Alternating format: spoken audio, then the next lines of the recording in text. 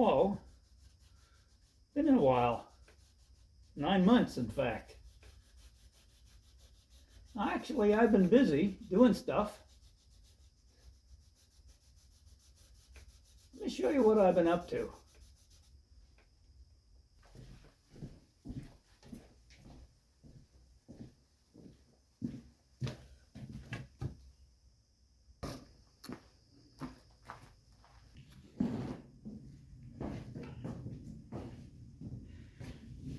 These are the spars, and I've got them finished. Got them varnished over the epoxy. The varnish is used to keep the epoxy from getting UV damage. And the ends are painted. They're painted with Interlux Perfection. And as you can see, it's pretty good.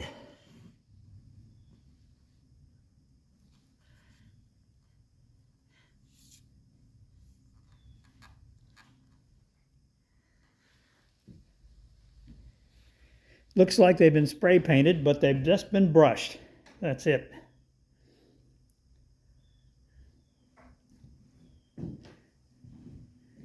Keep in mind how that looks. Okay, this is the hull.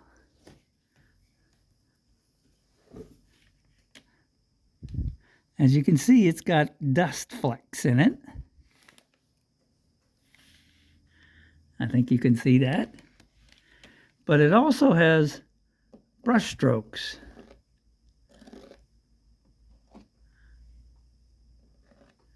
Now, initially, I thought that brush strokes were being caused by applying the paint and not tipping it out well enough.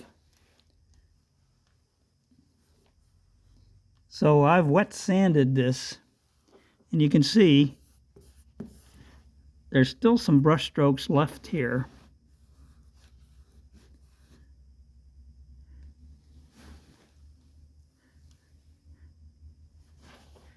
And I didn't take them all the way out. Now this side has 2 coats of paint on it. I didn't burn through that often to the primer, but this side only has 1. As I wet sanded this,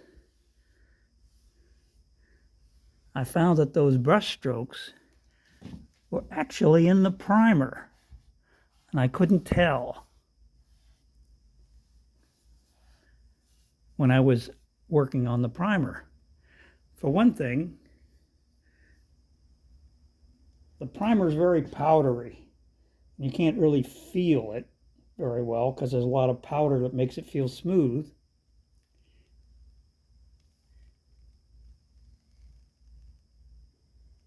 And the other thing, it's all white, so you can't see it.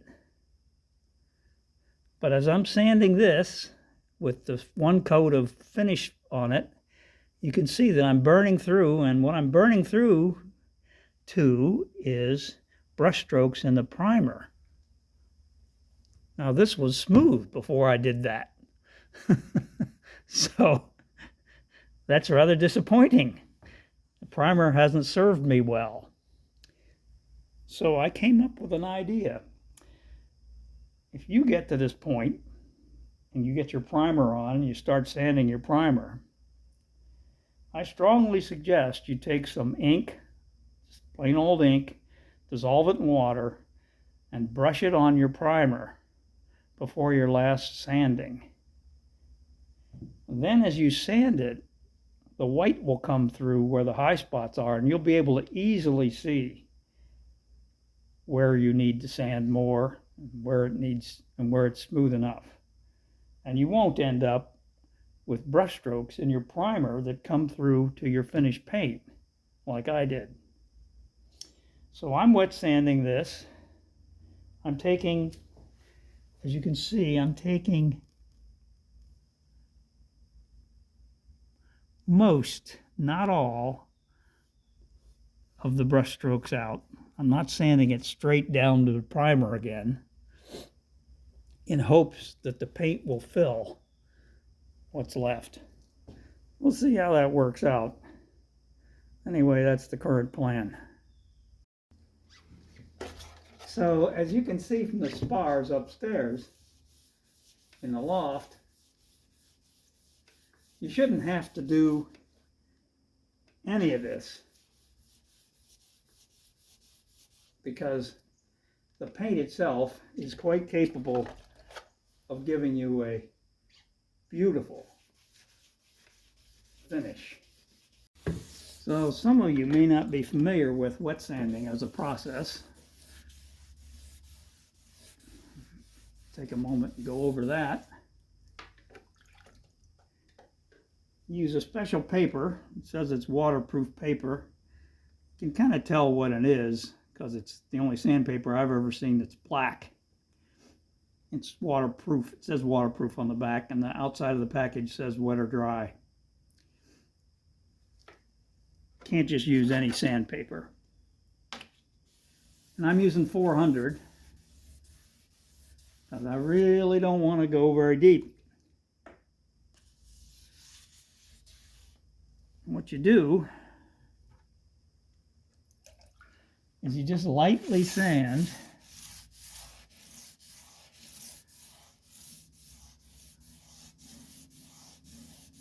until you feel those little high spots go away. You can actually feel them right through the paper. And in this case, since I've only got one coat of blue on here, you'll start to see I'm burning through into the primer.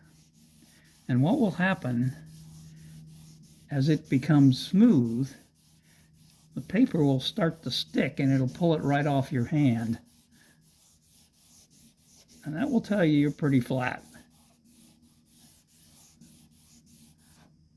Like that. Put it back in some water.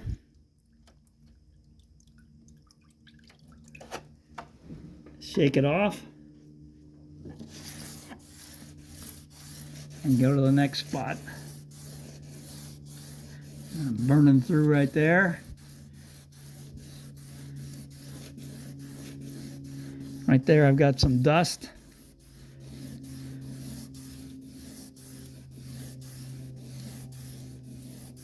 I can feel some things along the way there. I'll just give them a couple more licks.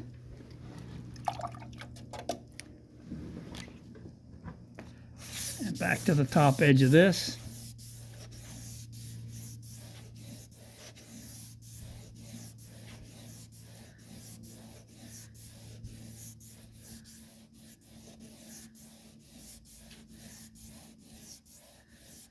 And I'm burning through. And it's starting to drag.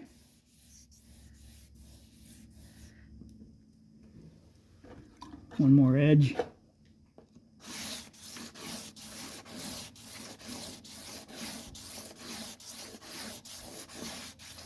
Burning through there.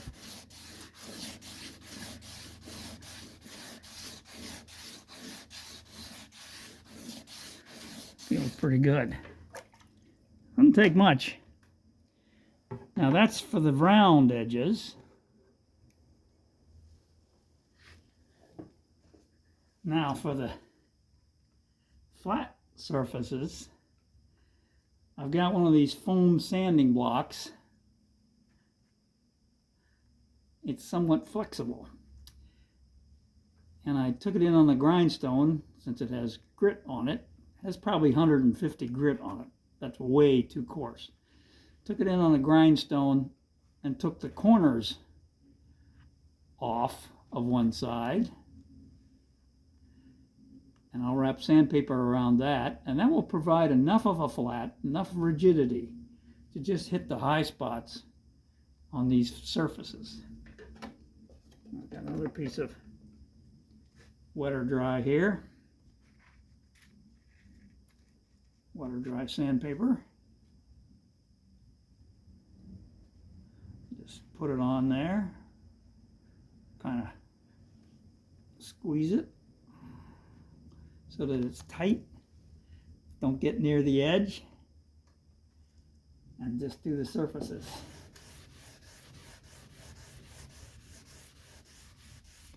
Let's go down here where you can see what I'm doing. A little more water.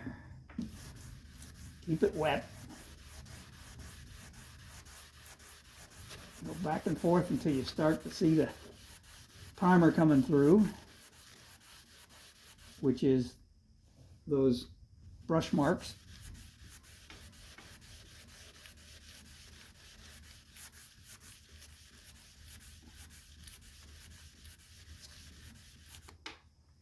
And that's it.